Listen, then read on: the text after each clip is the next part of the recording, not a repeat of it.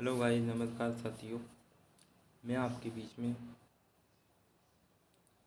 फिर वापस से हाजिर हूँ और मैं आपको सुप्रीम कोर्ट के नए फैसले के बारे में बताता हूँ कि सुप्रीम कोर्ट ने अभी लेटेस्ट जजमेंट में अपना फैसला दिया और फैसला भी इस प्रकार से सुरक्षित रखा ताकि सभी को अपनी गरिमामयी स्वतंत्रता, बंधुत्वता, समानता, न्याय, इन सब के बारे में अधिकार जो दिए गए संविधान के द्वारा वो प्रत्येक नागरिक को मिलना चाहिए।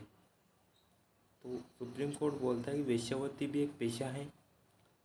पुलिस बेवजह सेक्स वर्कर्स को परेशान ना करे, यानी कि कई बार सेक्स वर्कर्स को परेशान करती थी पुलिस। तो उस स्थिति को देखते हुए सुप्रीम कोर्ट ने कुछ पुराने जजमेंट पर वो सुनवाई कर रही थी, इसलिए 3 जज की बेंच बैठती है इस पर। 3 जज की बेंच अपना डिसीजन देती है।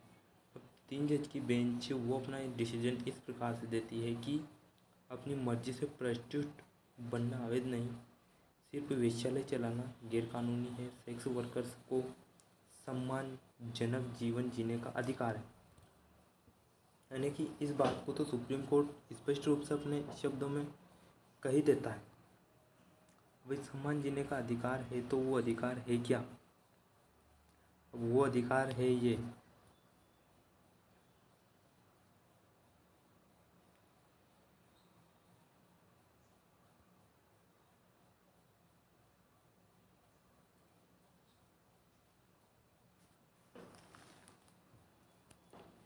तो उन अधिकार के बारे में सुप्रीम कोर्ट ने कहा 26 मई को। वेश्यावृत्ति भी एक प्रोफेशनल है, यानी कि इसको अंडरलाइन करने की ज़रूरत है, प्रोफेशनल है। और उनको कहते हुए कोर्ट आगे सभी राज्य, प्रदेश और मतलब पूरे कोर्ट को और राज्य, केंद्र शासित प्रदेश दोनों को आदेश देती है कि आप इनके काम में हस्तक्षेप नहीं करना चाहिए। पुलिस को बाल्गिन और सहमति से सेक्स वर्क करने वाली महिला पर आपराधिक कार्रवाई नहीं करना चाहिए, यानी अपराध के आधार पर पुलिस इस पर कार्रवाई करती है, जो कि ये गलत है। सुप्रीम कोर्ट ने अपने जजमेंट में इस बात के बारे में जिक्र करते हुए कहा है।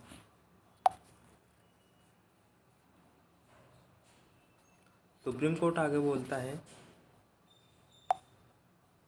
सेक्स वर्कर्स के दौरान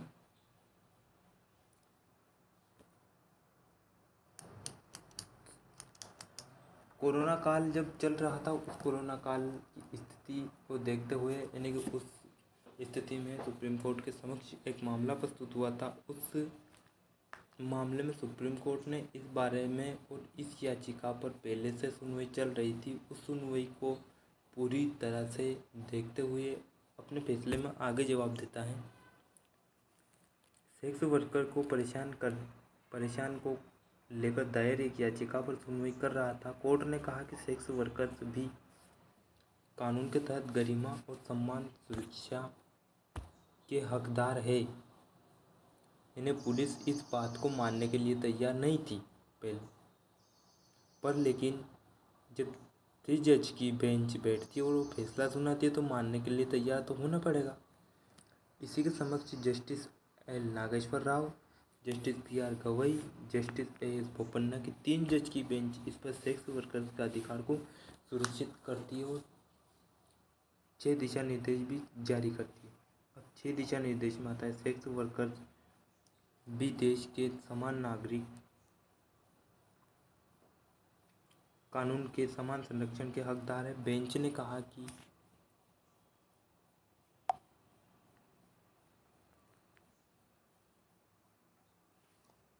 इस देश के हर नागरिक को संविधान का अनुच्छेद 21 के तहत सम्मान से जीवन जीने का अधिकार है। यानी कि ये हमारे लिए बहुत इम्पोर्टेंट है अनुच्छेद 21, क्योंकि अनुच्छेद 352 जब देश में आपातकाल लग जाता तब भी जीने का ये अधिकार रहता है। ये अनुच्छेद कभी ख़त्म नहीं होता है, क्योंकि ये हमारा फंडामेंटल ऑफ राइट्स का एक मेन इम्पोर्टेंट ढांचा है। इस पर सुप्रीम कोर्ट ने कई बार अपने जजमेंट डिसीजन भी सुना चुके हैं। तो ये हमारे सम्मान जीवन जीने का अधिकार है, यानी कि ये प्रत्येक व्यक्ति के लिए। इसी के साथ में अगर पुलिस किसी वजह से उनके घर में, यानी सेक्स वर्कर के घर में छापेमारी करनी पड़ी तो सेक्स वर्कर्स को गिरफ्तार या परेशान ना करें, अपनी मर्जी से पृष्ठ बनना अवैध नहीं है। यानी कि बहुत सारे बार ये पृष्ठ बन जाती है तो ये अवैध नहीं है। इस बात को सुप्रीम कोर्ट अपने डिसीजन में बोलता है। सिर्फ चालान गैर कानूनी है, चालान नहीं चलाना, जब इनको वेश्यालय की तरह चलाया जाता तो वो गैर कानूनी। महिला सेक्स वर्कर्स है, इसीलिए उनके बच्चे को माँ से अलग नहीं किया जा सकता है। अगर बच्चा वेश्यालय सेक्स वर्कर्स के साथ रहता है, यदि उनका बच्चा रहता है, तब जाकर उनके बच्चे को अलग नहीं किया जा सकता। इससे संबंधित ये साबित होता है कि वो बच्चा तस्करी से लाया गया। यानी कब रहता है बच्चा, तभी जाकर रहेगा भाई जब कोई सेक्स वर्कर्स कर रहा, यानी उसका खुद का बच्चा उनके साथ में, ये इम्पॉसिबल होता है, ये संभव नहीं होता है। इसीलिए सुप्रीम कोर्ट ने अपने जजमेंट में और तमाम साक्ष्यों सबूतों को देखते हुए, उन्हें मद्देनजर रखते हुए कहा कि ये बच्चा तस्करी रूप से हो सकता है या कर लाया गया हो। फिर देखते सेक्स वर्कर्स के प्रति संवेदनशील हो पुलिस, यानी पुलिस को भी सेक्स वर्कर्स के प्रति सजग रहने की ज़रूरत है। अब वो कैसे? अब वो ऐसे है कि अगर सेक्स वर्कर्स के साथ कोई भी अपराध होता है तो तुरंत उसे मदद उपलब्ध कराए। उसके साथ यौन उत्पीड़न होता है तो उसे कानून के तहत तुरंत मेडिकल सहायता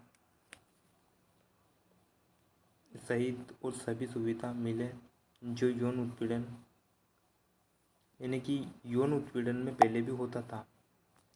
बोलते हैं सुप्रीम कोर्ट की अगर इनके अधिकारों का रिवोल्यूशन होता है, उल्लंघन होता है, तो पुलिस को इस बारे में जागरूक रहने की ज़रूरत है। उनको होने से रोके, उनको अनेक जो भी प्रकार की उनकी सुविधा है वो सुविधा देने के लिए तत्पर रहे। यदि यौन संबंध होता है, मेडिकल सहायता यौन उत्पीड़न में किसी महिला को मिलती है, चाहे कोई सी महिला हो, ये अधिकार है उनका। कई मामलों में ये देखा गया है कि पुलिस सेक्स के प्रति क्रूर और हिंसक रवैया अपनाती है, जो कि ये गलत है, ये नहीं अपनाना चाहिए। ये सुप्रीम मान्य सर्वोच्च न्यायालय का वाद है। ऐसे में पुलिस और एजेंसियों को भी सेक्स वर्कर्सों के अधिकारों के प्रति संवेदनशील रहना चाहिए। पुलिस को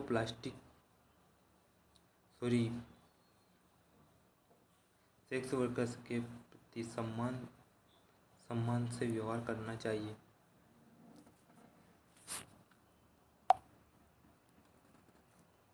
तभी जाकर, और उनको ऐसा व्यवहार नहीं करना चाहिए कि जो शारीरिक मानसिक रूप से बुरा व्यवहार हो। कोई भी सेक्स वर्कर से कोई गतिविधि के लिए मजबूर नहीं कर सकता है, यानी जो भी सेक्स वर्कर्स रहता है वो इस बात के लिए मजबूर नहीं कर सकता है। यानी ये सर्वोच्च न्यायालय का साथियों में थोड़ा पानी पी लेता हूँ।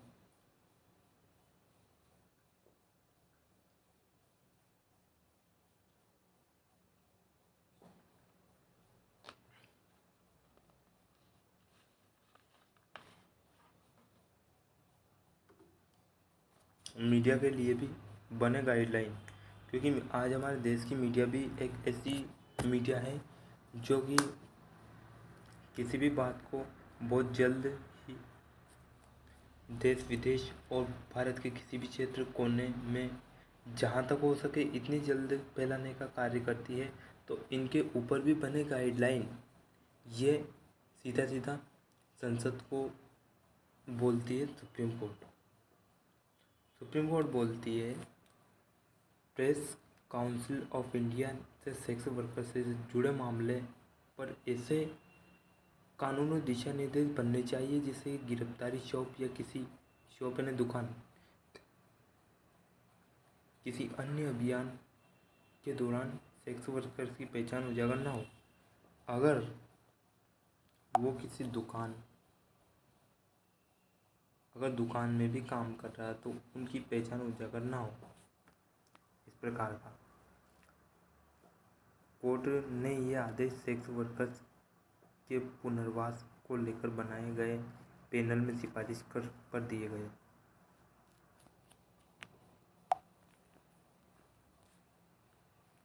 यानी कि इसी मामले को जस्टिफाइड करते हैं।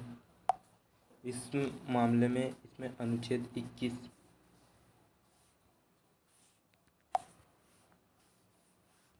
जो कि अनुच्छेद 21 बोलता है कि सभी को समान से जीने की स्वतंत्रता है। यानी भाई ये तो वो सभी को है।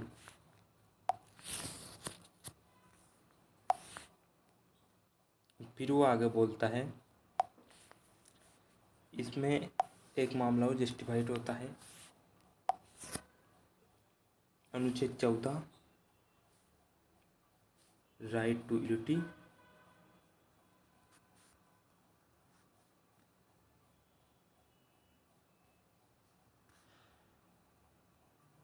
यानी सभी को सम्मान के साथ जीने का अधिकार। और अनुच्छेद 21 और अनुच्छेद 19 वाक्पटुता की क्षमता,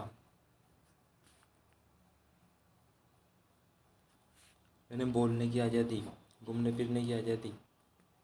यानी कि इनमें फंडामेंटल और राइट्स के कई प्रकार के अधिकार आते हैं। हमने कुछ ही और कम ही संक्षिप्त में समझने का कष्ट आपको उठाना पड़ा, इसलिए मैं आपका सदैव आभारी रहूँगा साथियों।